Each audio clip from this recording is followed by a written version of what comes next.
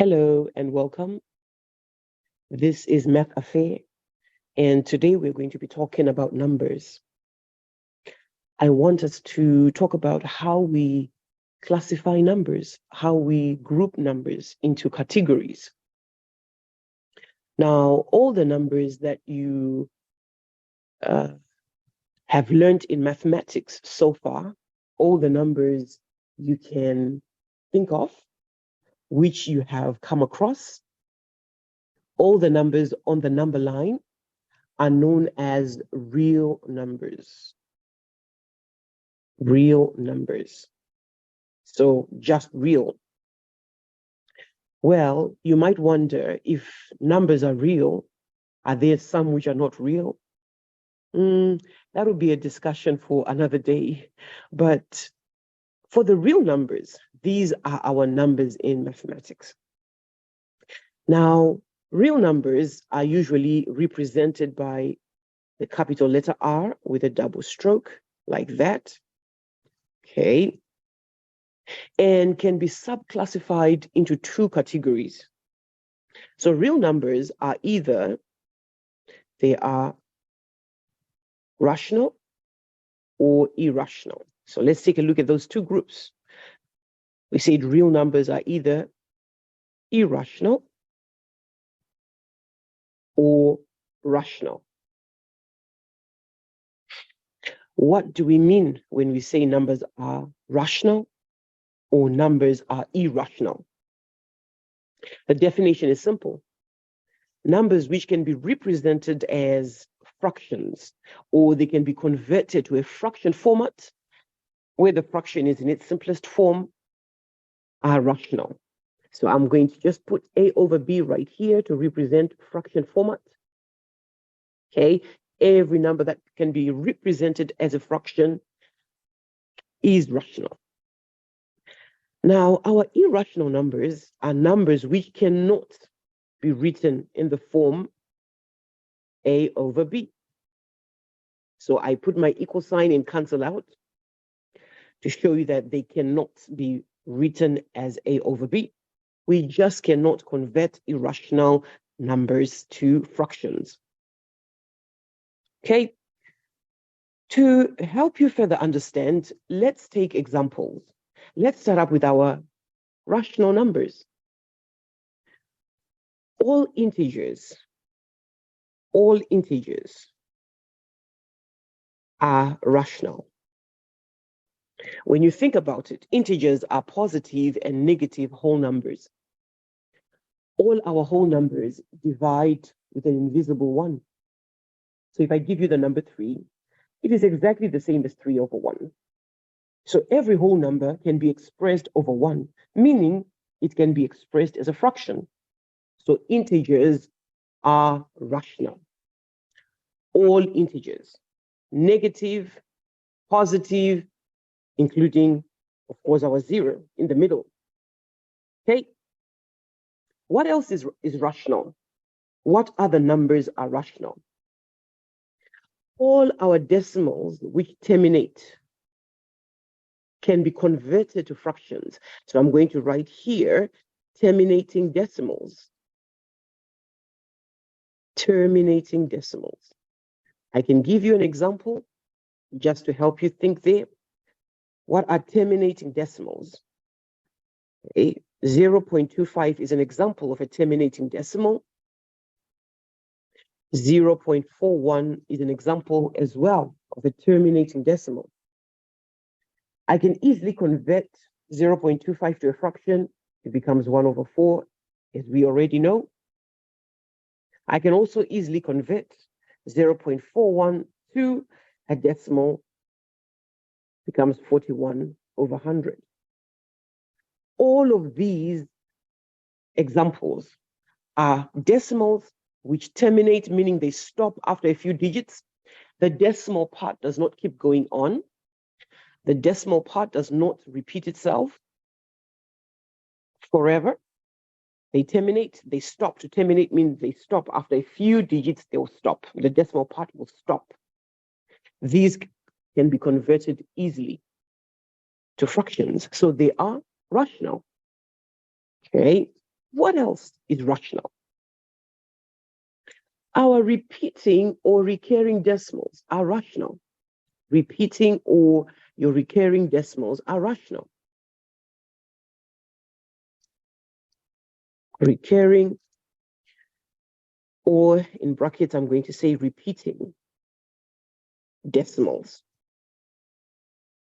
These are rational as well. An example, 0.3333, which we can write in short form as 0.3 with a dot. I know some do put a line on top of the recurring digit, a bar on top of the recurring digit or digits, but I'm going to be using the dot format. We know very well that if we convert 0.33333 recurring, it will convert to a fraction, which becomes 1/3. Of course, the lesson on repeating or recurring decimal will be a lesson for another day, but recurring decimals can be converted to fractions, so they are rational. All our rational numbers will fall in these categories. We can always further subdivide integers into prime numbers, even numbers, natural numbers, whole numbers, but they are all integers. So your rational numbers are either your integers, your terminating decimals, or recurring decimals. Let's take a look at the other side of the coin. What do we have? The irrational numbers. What makes a number irrational? Well, to define irrational numbers, we said these are decimals whose decimal part, or let me say, these are numbers whose decimal part does not repeat and does not terminate. So they are the exact opposite of your rational. First of all, we cannot represent them as fractions. That's one. Simply because their decimal part, okay, does not repeat, okay, and does not terminate.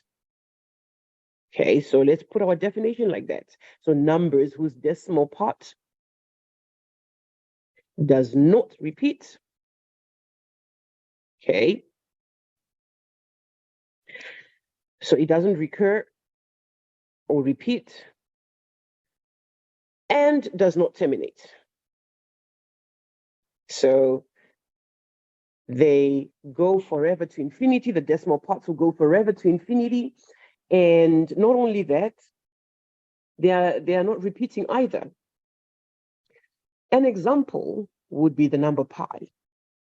Okay, we're not going to have so many of them right here, but a good example would be the number pi. So I would say, for example, the number pi,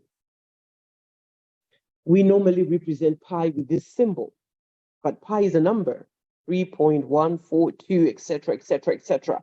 I would love for you to just Google the first 100,000 digits of pi, okay, or maybe the first 1 million digits of pi. Pi goes on to infinity and does not repeat and does not terminate. As it goes to infinity, it's not repeating.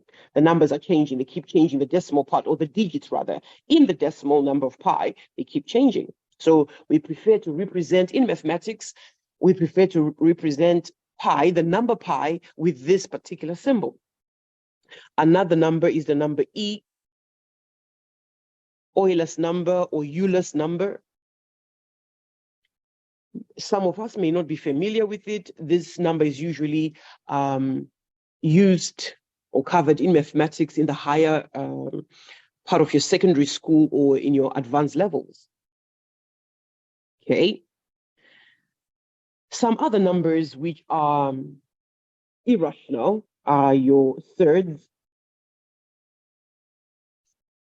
And for example, square root of 2, square root of 7, Of course, something like square root of 9 is not going to be a surd, neither is it irrational, because this would give me a whole number 3. So it's not every root which is a surd, which is irrational. Not every.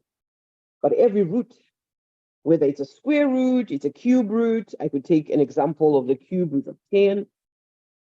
Okay, so every root whose decimal part does not repeat or terminate is irrational.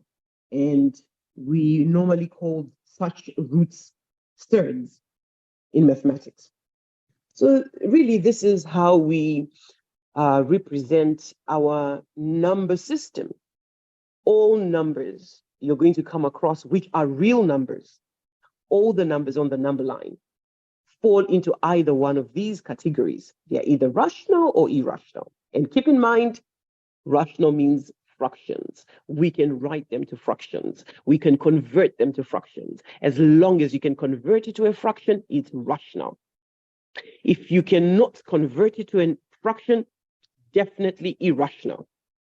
And we said the reason why these numbers cannot be converted to fractions is because their decimal part does not repeat. It does not terminate. Thank you so much for listening. See you next time.